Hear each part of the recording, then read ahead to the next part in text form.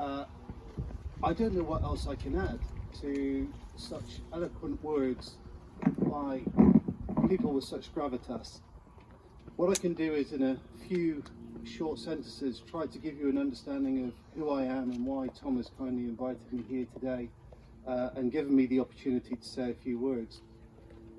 Approximately 4 years ago, I was fortunate enough to take a flight in a Spitfire, a two-seat Spitfire. It was a boyhood dream for me. My grandfather was an aviation design draftsman who worked for a company called A.V. Rose.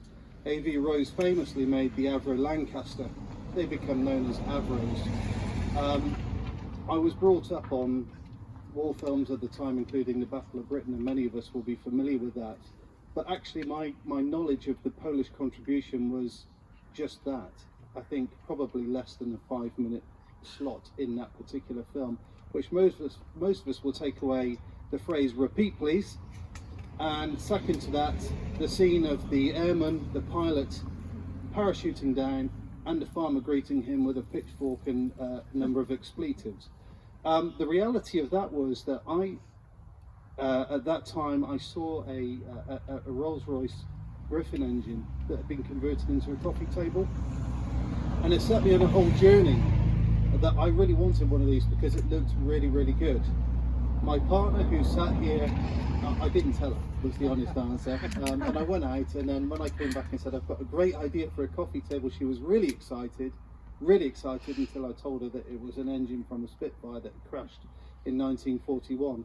It set me off on a particular journey then, that this coffee table actually had a number of serial numbers on it, and I was able to track and trace the history of the aircraft, which actually ended up being a Polish Spitfire.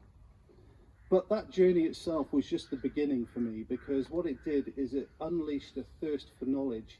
And on that journey that I've subsequently taken over the last 4 years, I've been honoured and privileged to meet great historians such as Dilip, and I don't think there's any more to add to that. But actually the generosity of knowledge and information that comes out is simply amazing.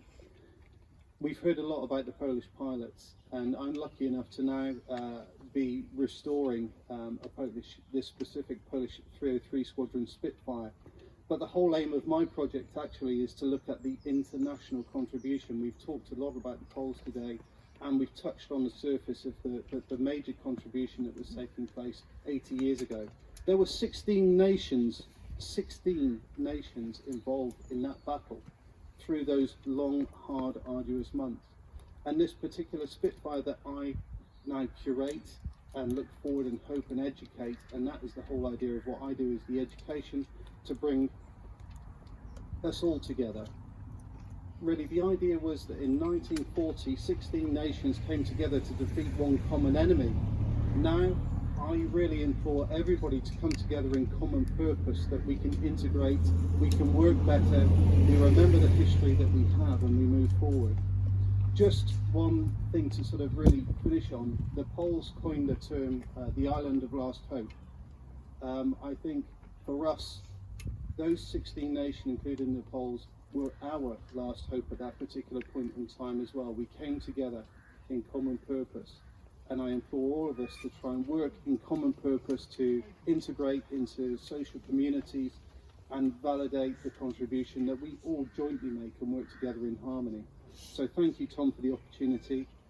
This is a wonderful painting, and I look forward to taking it home and finding some space in amongst many other Spitfire bits and pieces. So thank you, everybody.